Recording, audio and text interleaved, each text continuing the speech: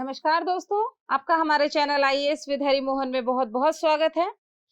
उम्मीद है आपको मेरी सारी वीडियो अभी तक पसंद आ रही होंगी। अभी तक मैंने अपनी सारी वीडियोस में बायोलॉजी का जो टॉपिक डिस्कस किया है वो सेल। चैप्टर का नाम है cell the fundamental unit of life. अभी तक की जितनी वीडियोस मैंने यहाँ पे शेयर करी हैं उनमें से मैंने डिस्कस किए हैं आपके साथ topic number 1 cell, cell theory क्या होती है। दूसरे में हमने कहा सेल का स्ट्रक्चर क्या होता है। तीसरे में हमने कहा प्लाज्मा मेम्ब्रेन क्या होती है। फोर्थ में हमने कहा सेल वॉल क्या होती है। फिफ्थ वीडियो में मैंने आपको बताया कि न्यूक्लियस क्या होता है और उसके काम क्या होते हैं। आज की इस वीडियो में मैं आपको बहुत इंपॉर्टेंट पार्ट को डिस्कस करने जा रही हूँ आपके साथ, जिसमें मैं यहाँ पे आपको बताऊंगी कि साइटोप्लाज्म क्या होता है और सेल के ऑर्गेनेल्स, जिसका नाम हमने पिछली वीडियो में लिया था। सेल ऑर्गेनेल्स कौन कौन से होते हैं और उनके कामों के बारे में एक छोटा सा इंट्रोडक्शन आपको यहाँ पर मैं देती जाऊंगी। दोस्तों, अगर आपको कोई क्वेरी है, कुछ डाउट्स हैं या फिर आप चाहते हैं कि मैं अपनी वीडियो में कुछ चीज़ें एक्स्ट्रा डिस्कस करूं, तो प्लीज़ मुझे कमेंट सेक्शन में ज़रूर लिख करके बताइए। जिस भी टाइप के सजेशंस आप देना चाहते हैं वो मेरे कमेंट सेक्शन में आप ऐड कर सकते हैं। और अगर कोई क्वेश्चन आप मुझसे वहां पर पूछते हैं तो प्लीज नेक्स्ट वीडियो जरूर देखिए, जहां पर मैं उस क्वेश्चन को डिस्कस करूंगी आपके साथ। चलिए, सबसे पहले मैंने आपको बताया कि साइटोप्लाज्म होता क्या है। हमने पहले एक्सपेरिमेंट में जैसे ही ये चैप्टर शुरू किया था, सबसे पहला एक्सपेरिमेंट लिविंग सेल का लिया था, अनियन पील का। अनियन पील का एक्सपेरिमेंट बहुत इजी से हो जाता है, लेकिन अनियन पील प्लांट सेल होती है। और अगर हम एनिमल सेल से रिलेटेड कोई भी एक्सपेरिमेंट, सिंपल सा एक्सपेरिमेंट करना चाहते हैं तो हम चिक सेल लेते हैं। जब हम इन दोनों सेल्स को, अनियन पील सेल और उसके बाद में चिक सेल को माइक्रोस्कोप के नीचे कलर करने के बाद में देखते हैं, तो हम देखते हैं कि जो डॉटेड स्ट्रक्चर दिखाई दे रहा था वो तो हमने लास्ट क्लास में डिस्कस किया, न्यूक्लियस, जो कि डार्क कलर का दिखाई दे रहा है। लेकिन इस डार्क कलर के स्ट्रक्चर के साथ साथ जो हमें लाइट कलर का स्ट्रक्चर दिखाई दे रहा है, वो लाइट कलर का स्ट्रक्चर क्या कहलाता है? साइटोप्लाज्म कहलाता है। वही लाइट कलर का स्ट्रक्चर साइटोप्लाज्म है। ये सारा साइटोप्लाज्म है, राइट। अच्छा, एक और चीज आपकी बेसिक नॉलेज के बेसिस पे, प्लांट सेल और एनिमल सेल दोनों में आपको सबसे बड़ा अंतर क्या दिखाई दे रहा है? जहां तक मैं जानती हूँ, दोनों ही सेल्स में अगर आप देख पा रहे हैं तो एक की क्लियर कट बाउंड्रीज आपको दिखाई दे रही हैं, एक की शार्प बाउंड्रीज नहीं है। जिसमें वॉल है उसकी बाउंड्रीज शार्प बाउंड्रीज है, वहीं जिसके पास मेम्ब्रेन है उसकी बाउंड्री शार्प नहीं है। तो एनिमल सेल में सेल वॉल नहीं दिखाई दे रही है हमें बाहर से, बल्कि प्लांट सेल में सेल वॉल क्लियर कट दिखाई देती है। हमने कहा कि cytoplasm is the fluid content inside the cell membrane. Cell membrane के अंदर जो फ्लूइड मटेरियल है वो सारा के सारा क्या कहलाता है? साइटोप्लाज्म कहलाता है। थोड़ा सा कंफ्यूजन होता है यहाँ पे बच्चों को कि हम सेल के अंदर जितना फ्लूइड है सिर्फ उसको साइटोप्लाज्म कहेंगे या उसके अंदर जो बाकी छोटे छोटे ऑर्गेनल्स हैं वो भी साइटोप्लाज्म है। तो जो फ्लूइड है उसको हायर क्लासेस में जब आप पढ़ोगे तो एक टेक्निकल नाम देते हैं साइटोसोल। और दूसरी चीज जो साइटोप्लाज्म में पाई जाती है, सेल ऑर्गेनेल्स। तो एग्जैक्टली अगर मैं सही वर्ड्स में बोलूं तो cytoplasm is equal to cytosol plus cell organelle. Cytoplasm इन दोनों का एसोसिएशन है। तो पहली लाइन में मैंने बोला आपसे कि cytoplasm is the fluid content of cell, लेकिन हमने अपने सेंटेंस को यहाँ खत्म नहीं किया है। हमने सेकेंड लाइन में फिर से बताया है कि it also contains many specialised cell organelles, right. तो कुल मिलाकर के साइटोप्लाज्म के पास में कौन कौन सी चीजें हैं? लिक्विड कंटेंट तो है ही, लेकिन उसके साथ साथ सेल ऑर्गेनल्स भी हैं। तो साइटोप्लाज्म में दोनों का एसोसिएशन है। इसके बाद हर एक सेल ऑर्गेनल जो सेल के अंदर प्रेजेंट है और साइटोप्लाज्म के अंदर प्रेजेंट है, उसका अपना खुद का स्पेसिफिक फंक्शन होता है। दूसरी बात, प्रोकैरियोटिक सेल और यूकैरियोटिक सेल में एक बेसिक डिफरेंस था कि न्यूक्लियस के अलावा प्रोकैरियोटिक सेल के पास में कोई भी मेम्ब्रेन बाउंड सेल ऑर्गेनल नहीं पाया जाता था, लेकिन यहाँ यूकैरियोटिक सेल में सेल के अंदर मेम्ब्रेन बाउंड ऑर्गेनेल्स पाए जाते हैं, लेकिन सारे ऑर्गेनेल्स मेम्ब्रेन बाउंड नहीं होते हैं। हम आपको बताएंगे कि कुछ एक ऐसे भी ऑर्गेनेल्स हैं जो मेम्ब्रेन से कवर्ड नहीं होते हैं, but majority of the cell organelles are membrane bound. जैसे मैंने मेरी लास्ट वीडियो में एक चीज कही थी कि जितना ये जो डॉटेड स्ट्रक्चर है जिसको हम न्यूक्लियस कहते हैं, वो न्यूक्लियस लिविंग सेल की पहचान है। तो एक कमेंट आया है मेरे पास जिसमें एक स्टूडेंट ने डिस्कस किया है कि मैम आरबीसी जो आपने बताया कि आरबीसी के अंदर न्यूक्लियस नहीं होता है, तो आरबीसी क्या डेड सेल है? तो मैं आपको बताती हूँ कि आरबीसी डेड सेल नहीं है, आरबीसी लिविंग सेल है, लेकिन ये एक्सेप्शन है यूकैरियोटिक सेल में। एनिमल सेल या ह्यूमन में हम जब बात कर रहे हैं तो ह्यूमन में मैच्योर आरबीसी, आरबीसी जब स्टार्टिंग में होती है, बनती है, तो उसके अंदर न्यूक्लियस होता है, लेकिन मैच्योर होने के बाद में उसमें न्यूक्लियस नहीं रहता। इसके अलावा प्लांट में भी एक सेल होती है जिसे हम सीव सेल कहते हैं, उसके पास भी सिर्फ साइटोप्लाज्म होता है लेकिन न्यूक्लियस नहीं होता, उसकी हेल्प उसके बगल वाली कंपेनियन सेल करती है। तो अगर आप मुझे कोई ऐसा कमेंट करते हैं जिसमें आप मुझसे कोई टॉपिक डिस्कस करना चाहते हैं या टॉपिक रिलेटेड आपको कोई क्वेरी होती है, तो प्लीज़ आप मेरी नेक्स्ट वीडियो ज़रूर देखिएगा, उसमें 100% मैं आपके क्वेश्चन को सॉल्व कर रही होंगी। चलिए नेक्स्ट चलते हैं हम यहाँ पर, कौन कौन से ऑर्गेनेल्स हैं। बेसिकली इस स्लाइड में मैंने आपके सामने जो नाम दिए हैं वो सबसे ज़्यादा क्वेश्चन पूछे जाने वाले या सबसे ज़्यादा डिटेल में पढ़ने वाले सेल ऑर्गेनेल्स हैं यहाँ पर हम जिनकी बात कर रहे हैं।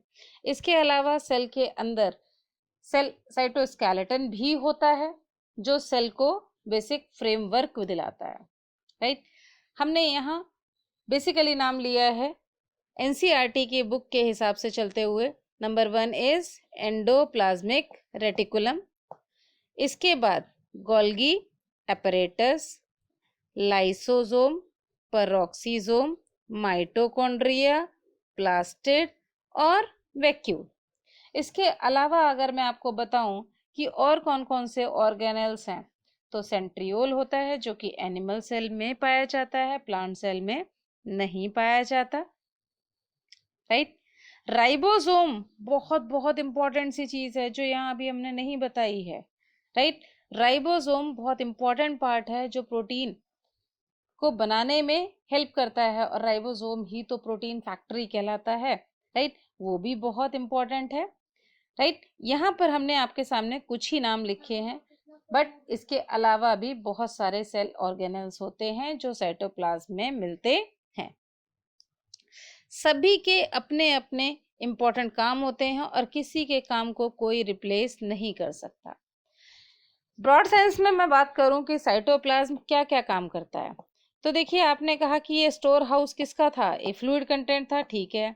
ये स्टोर हाउस है किसका, सेल ऑर्गेनेल्स का। तो हमने यहाँ पर लाइन बोली, the cytoplasm supports and suspend organelles and cellular molecules. The very important line is here कि साइटोप्लाज्म वो जगह है, वो एरेना है, वो साइट है जो बहुत सारी मेटाबॉलिक रिएक्शंस को कंडक्ट कराती है। बहुत बेसिक सी प्रोसेस जिसे हम रेस्पिरेशन कहते हैं, जिसके बिना हमें कभी भी एनर्जी नहीं मिल सकती, राइट। रेस्पिरेशन ही वो प्रोसेस है जो हमारी बेसिक कामों को करने के लिए एनर्जी प्रोवाइड कराती है, वो कई सारे स्टेप्स में पूरी होती है। उस रेस्पिरेशन की प्रोसेस का पहला स्टेप जिसको हम ग्लाइकोलिसिस कहते हैं, ग्लूकोज का टूटना, वो इसी साइटोप्लाज्म के अंदर होता है। और आजकल बहुत कॉमन सी बीमारी है डायबिटीज, जिसमें ब्लड के अंदर ग्लूकोज की कॉन्सेंट्रेशन बढ़ जाती है, ग्लूकोज की मात्रा बढ़ जाती है। वो कई सारे केसेस की वजह से हो सकता है। डायबिटीज को हम क्लासिफाई करते हैं टाइप 1 टाइप 2 डायबिटीज में। ओवरऑल हम यहाँ पर बात कर रहे हैं कि ग्लूकोज की कॉन्सेंट्रेशन ब्लड में बढ़ती है, दो कारणों से हो सकती है, तो ग्लाइकोलिसिस कम हो या फिर एक नई प्रोसेस जिसका मैं नाम लेने जा रही हूँ, ध्यान से सुनिएगा, दैट इज ग्लूकोनियोजेनेसिस, जिसमें हम कहते हैं ग्लूको माने ग्लूकोज, नियो माने नया, जेनेसिस माने सिंथेसिस, कि वो प्रोसेस जिसमें नया ग्लूकोज बनता है। ग्लूकोनियोजेनेसिस और ग्लाइकोलिसिस दोनों ही प्रोसेस इसी साइटोप्लाज्म के अंदर होती हैं। तो साइटोप्लाज्म के पास बहुत सारे ऐसे एंजाइम्स होते हैं जो इस प्रोसेस को टाइटली कंट्रोल करके रखते हैं कि कौन सी प्रोसेस चलनी है। ग्लाइकोलिसिस चलनी है या फिर ग्लूकोनियोजेनेसिस चलनी है। इसके अलावा हम बात कर रहे हैं कि जब सेल 1 से 2 होती है, सेल डिवाइड होती है, तो उस डिवीजन को हम या तो माइटोसिस कहते हैं या मियोसिस कहते हैं। अगर वो डिवीजन वेजिटेटिव सेल्स में हो रहा है, नॉर्मल सेल्स में हो रहा है, तो माइटोसिस है, और अगर वही डिवीजन रिप्रोडक्टिव सेल्स में होता है तो वो मियोसिस है।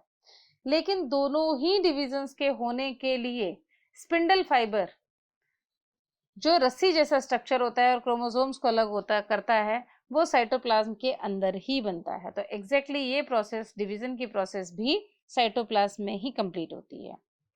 इसके अलावा cytoplasm helps to move material such as hormones around the cell and also dissolve cellular waste, right. चलिए नेक्स्ट चलते हैं हम।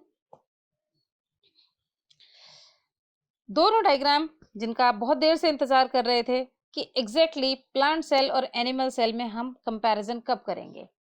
लास्ट क्लास में हमने कंपैरिजन किया था प्रोकैरियोटिक और यूकैरियोटिक सेल में। अब हम कंपैरिजन करने जा रहे हैं प्लांट सेल और एनिमल सेल के बीच में।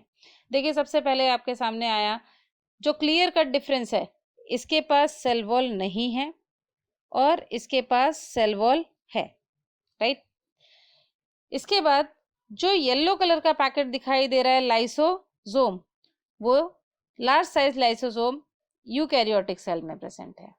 डिफरेंस के तौर पे अगर मैं चलूं तो ग्रीन जो प्लास्टिड्स हैं, ये रहे प्लास्टिड, ये रहे प्लास्टिड, राइट। ये जो प्लास्टिड्स हैं ये सिर्फ प्लांट सेल में प्रेजेंट हैं, लेकिन एनिमल सेल में प्रेजेंट नहीं है। इसके अलावा आप देख रहे हैं ये जो बहुत बड़ी सी वैक्यूल आपको दिखाई दे रही है, ये वैक्यूल भी प्लांट सेल में प्रेजेंट है। तो क्या एनिमल सेल में वैक्यूल्स नहीं होती हैं? होती हैं, एनिमल सेल में वैक्यूल्स होती हैं, लेकिन इनका साइज बहुत छोटा होता है। वहीं प्लांट सेल के अंदर जो वैक्यूल होती है उसका साइज इसके खुद के साइज के 50 to 90% होता है।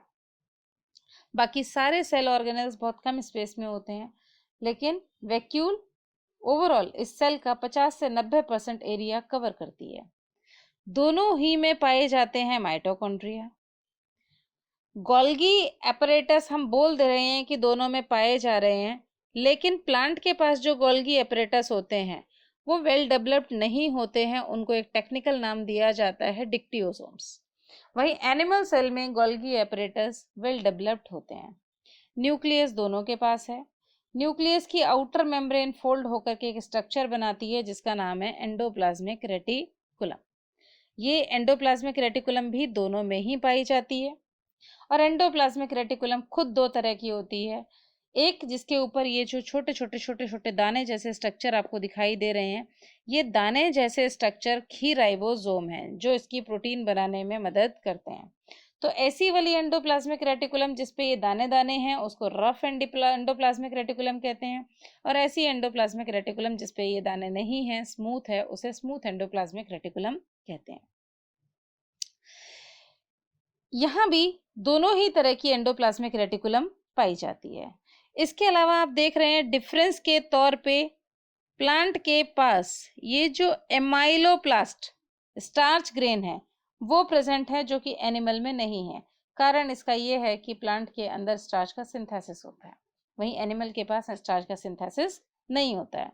तो एमाइलोप्लास्ट किसके पास होना चाहिए? एज यूजुअल प्लांट के पास होना चाहिए। दोनों के पास एक कॉमन चीज हम यहाँ पे देख रहे हैं कि साइटोस्केलेटन बनाने के लिए माइक्रोट्यूब्यूल्स होते हैं इसके पास में, बट एनिमल्स में माइक्रोट्यूब्यूल्स वेल डेवलप्ड होते हैं। ये जो पिंक कलर का स्ट्रक्चर आपको दिखाई दे रहा है, यही वो स्ट्रक्चर है जो सेल डिवाइड होते टाइम पे स्पिंडल फाइबर बनाता है। इसका नाम है सेंट्रियोल। एक दूसरे के परपेंडिकुलर अरेंज हैं ये दो रॉड लाइक स्ट्रक्चर्स, राइट। एक एनिमल सेल में दो सेंट्रियोल्स होते हैं जो कि डिवीजन होते टाइम पे दो पेयर बना लेते हैं और न्यूक्लियस के दोनों साइड चले जाते हैं, राइट। इसके पास में हर एक सेंट्रियोल में 9 ट्रिपलेट्स होते हैं। ट्रिपलेट्स माने 3-3 का सेट होता है माइक्रोट्यूब्यूल्स का। ये सेंट्रियोल माइक्रोट्यूब्यूल्स का बना हुआ होता है, लेकिन प्लांट सेल में सेंट्रियोल नहीं पाया जाता। तो अक्सर स्टूडेंट क्वेश्चन पूछते हैं कि मैम सेल डिवीजन तो हमने पढ़ा है, तो ऑनियन सेल में ही पढ़ा है, प्लांट सेल में ही पढ़ा है, तो प्लांट सेल में जब स्पिंडल फाइबर नहीं बनता क्या अगर सेंट्रियोल नहीं होता है तो हम कहते हैं नहीं बच्चों, होता है। ठीक है, सेल डिवीजन भी होता है और स्पिंडल फाइबर भी बनते हैं। बट ये जो सेंट्रियोल्स हैं, इन सेंट्रियोल्स के बाहर एक और फ्लूइड होता है जिसे हम पेरीसेंट्रियोलर फ्लूइड कहते हैं। This particular fluid is called pericentriolar fluid. This fluid plus centriole मिलकर के नया ऑर्गेनेल बनाते हैं जिसका नाम है सेंट्रोसोम। तो वो सेंट्रोसोम एनिमल सेल में तो वेल डिफाइंड है, लेकिन इसके पास में सिर्फ पीसीएफ पेरीसेंट्रियोलर फ्लूइड ही पाया जाता है, राइट। पीसीएफ पेरीसेंट्रियोलर फ्लूइड जब पाया जाता है तो वो हेल्प करता है स्पिंडल फाइबर के बनने की। चलिए, इसके बाद तो हमने ओवरऑल क्या सीखा अभी तक कि प्लांट सेल के पास सेल वॉल होती है, एनिमल सेल के पास सेल वॉल नहीं होती है। Lysosome well defined animal cell में पाए जाते हैं। Golgi apparatus well developed animal cell में होता है। प्लांट सेल में गोल्गी एपरेटस होता जरूर है, लेकिन वो थोड़ा प्रिमिटिव टाइप का होता है जिसे डिक्टियोसोम कहते हैं। न्यूक्लियस दोनों के पास पाया जाता है। प्लांट के पास बहुत बड़े साइज की वैक्यूल होती है, एनिमल के पास वैक्यूल छोटे साइज की होती है। प्लांट के पास में प्लास्टिड पाए जाते हैं, जिसकी वजह से इसका जो कलर दिखाई दे रहा है वो ग्रीन कलर का आपको दिखाई दे रहा है। क्यों? क्योंकि इनमें से कुछ प्लास्टिड वैसे बहुत सारे तरह के होते हैं, लेकिन कलर वाले प्लास्टिक, और वो भी कलर में कौन से, ग्रीन कलर वाले प्लास्टिड को हम क्या कहते हैं? क्लोरोप्लास्ट कहते हैं। ये जो क्लोरोप्लास्ट है, ये क्लोरोप्लास्ट ही इसको ग्रीन कलर प्रोवाइड कर रहा है, जिसकी वजह से प्लांट अपना खाना बना पाता है। खाना स्टार्च की फॉर्म में बनाता है और वो खाना स्टार्च ग्रेन्स की फॉर्म में स्टोर रहता है। ये भी प्लांट के पास है। तो अब हम यहाँ पर आपके सामने एक समरी बता रहे हैं कि दोनों में कौन कौन सी चीजें कॉमन है और कौन कौन सी चीजें अलग अलग हैं। देखिए, पहले ही आपके सामने ये जो रेड वाला पोर्शन हम कवर कर रहे हैं, दिस रेड वाला portion is common to both plant and animal. दोनों में पाई गई माइटोकॉन्ड्रिया, दोनों में पाया गया गोल्गी एपरेटस, दोनों में पाया गया एंडोप्लाज्मिक रेटिकुलम, दोनों में पाया गया न्यूक्लियस, दोनों में पाया गया साइटोप्लाज्म, दोनों में पाए गए राइबोसोम। और दोनों ही यूकैरियोटिक सेल हैं, तो दोनों के राइबोसोम कौन से वाले होंगे? 80S, right. प्रोकैरियोटिक सेल में हमने पढ़ा था कि राइबोसोम कौन से वाले थे? 70S। एनिमल सेल के पास में क्या चीज है जो प्लांट से अलग है? प्लांट के पास सेल वॉल होती है, यस। एनिमल के पास सेल वॉल नहीं होती है। प्लांट के पास वैक्यूल बहुत बड़ी वाली होती है, यस। इसके पास वैक्यूल छोटे साइज की होती है। इसके पास क्लोरोप्लास्ट होता है जिसकी मदद से ये अपना खाना खुद बनाता है। इसके पास कोई क्लोरोप्लास्ट नहीं होता।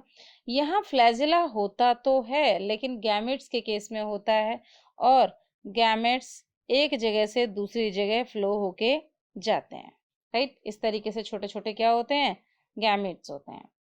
यहाँ पर फ्लैजिला अक्सर देखा जाता है, पाया जाता है। एनिमल सेल के अंदर फ्लैजिला भी होते हैं और सीलिया भी होते हैं, जो बहुत सारे सब्सटेंसेस को मूव कराने में हेल्प करते हैं, राइट। उम्मीद करती हूँ आपको प्लांट सेल और एनिमल सेल का डिफरेंस अभी तक याद हो चुका होगा, और दोनों में क्या सिमिलैरिटीज हैं ये भी पता चल चुकी होंगी। चलिए फिर हम बात करते हैं अपने मेन और इम्पॉर्टेंट पार्ट की, जिसमें हम सिंपल से क्वेश्चंस डिस्कस कर रहे हैं। टफ क्वेश्चंस ये नहीं है, ये सिर्फ क्वेश्चंस इसलिए दिए गए हैं ताकि इस टॉपिक में आपने क्या समझा। अगर आप चाहते हैं कि यूपीएससी के एग्जाम में एग्जैक्टली क्या क्वेश्चंस आ रहे हैं, कैसे क्वेश्चंस आ रहे हैं, और बायोलॉजी में उन क्वेश्चंस को आपको कैसे डील करना है, तो क्वेश्चन बैंक्स को डाउनलोड करने के लिए आप हमारा ऐप डाउनलोड कर लीजिए। क्वेश्चंस को डिस्कस करने के लिए आप हमारे ऑनलाइन प्रोग्राम को ज्वाइन करिए, जिसमें मैं आपके साथ जूम पे क्लासेस लेती हूँ और उसके बाद आपसे सारे के सारे क्वेश्चंस डिस्कस करूंगी। चलिए, यहाँ पर हमने बताया सबसे पहला क्वेश्चन है साइटोप्लाज्म है क्या? तो हमने बोला number 1 option fluid content only, store house of cell organelle. तीसरे ऑप्शन में हमने कहा कॉम्बिनेशन ऑफ बोथ। तो देखिए, पहले ही मेरी प्रेजेंटेशन में मैंने आपको बोला था, इसी में स्टार्टिंग में बोला था कि एग्जैक्टली साइटोप्लाज्म ना केवल फ्लूइड कंटेंट है, बल्कि उसके अंदर बहुत सारे सेल ऑर्गेनेल्स भी सस्पेंड रहते हैं। तो सही मायने में अगर आप बोल रहे हो तो ये क्या है? दोनों का कॉम्बिनेशन, राइट। ये क्या है? दोनों का कॉम्बिनेशन। तो हमारा ऑप्शन करेक्ट होना चाहिए यहाँ पर सी, राइट। ऑप्शन कौन सा करेक्ट होना चाहिए? सी। नेक्स्ट क्वेश्चन में हमने बोला basic difference between the plant and animal cell is. Number 1 option cell wall, बिल्कुल। प्लांट में होती है, एनिमल में नहीं होती। प्रेजेंस ऑफ प्लास्टिड प्लांट में होते हैं, एनिमल में नहीं होते।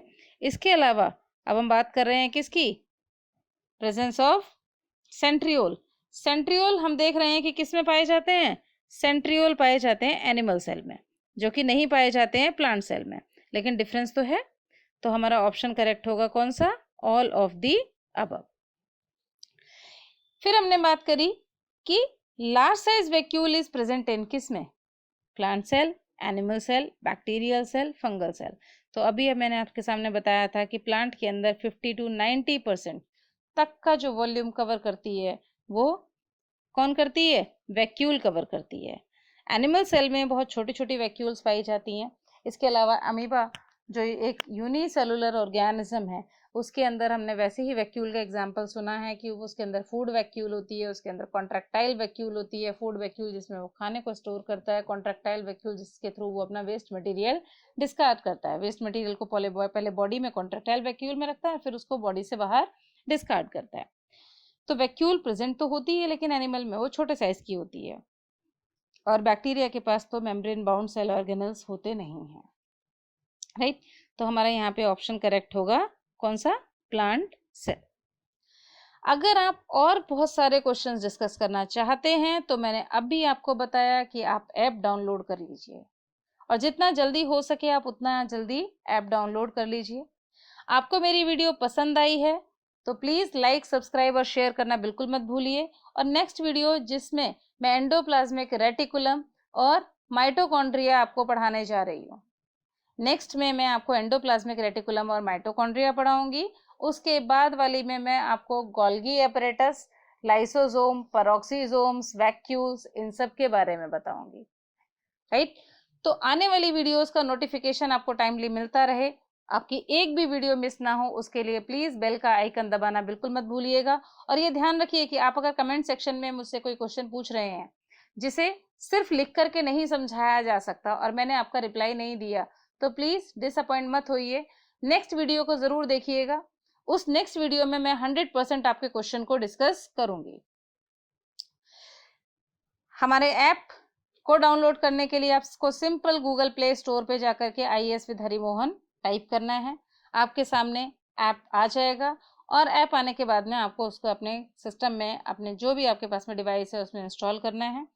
वहाँ पर आपको हमारे सारी चीज़ें मिल जाएंगी, रिकॉर्डेड लेक्चर्स मिल जाएंगे, वीडियोस मिल जाएंगे, क्वेश्चन बैंक्स मिल जाएंगे। आप उनको लेकर के आराम से अपनी तैयारी शुरू कर सकते हैं। डायरेक्ट कांटेक्ट करना चाहते हैं आप टेलीग्राम पे कांटेक्ट कर सकते हैं, फेसबुक पे कांटेक्ट कर सकते हैं, ट्विटर पे कांटेक्ट कर सकते हैं, आप व्हाट्सअप कॉल कर सकते हैं, और भी कोई भी क्वेरी है तो आप डायरेक्ट कॉल करके उसको पूछ सकते हैं।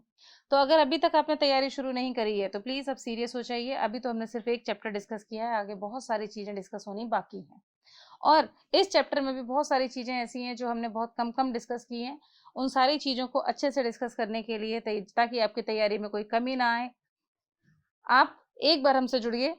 जिन लोगों को भी साइंस बहुत टफ लगती है, जिनको लगता है कि साइंस हमें कभी समझ ही नहीं आएगी, जो लोग साइंस छोड़ चुके हैं और आर्ट्स की तरफ मूव कर चुके हैं, वो भी कब साइंस उनको पढ़ना आ जाएगा और कब साइंस उनको अच्छी लगने लग जाएगी उनको पता ही नहीं चलेगा।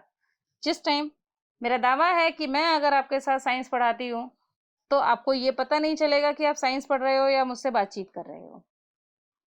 तो बहुत ही सिंपल तरीके से अगर आप साइंस को सीखना चाहते हैं तो आइए, जुड़िए, और इस वीडियो को लाइक, सब्सक्राइब और शेयर करना बिल्कुल भी मत भूलिए। बेल आइकन दबाना भी मत बिल्कुल भूलिएगा। क्यों? क्योंकि बेल आइकन दबाएंगे तभी आपको फर्दर वीडियोस का नोटिफिकेशन टाइमली मिलेगा। अच्छा दोस्तों, धन्यवाद, मिलते हैं फिर नेक्स्ट वीडियो में। ओके, धन्यवाद।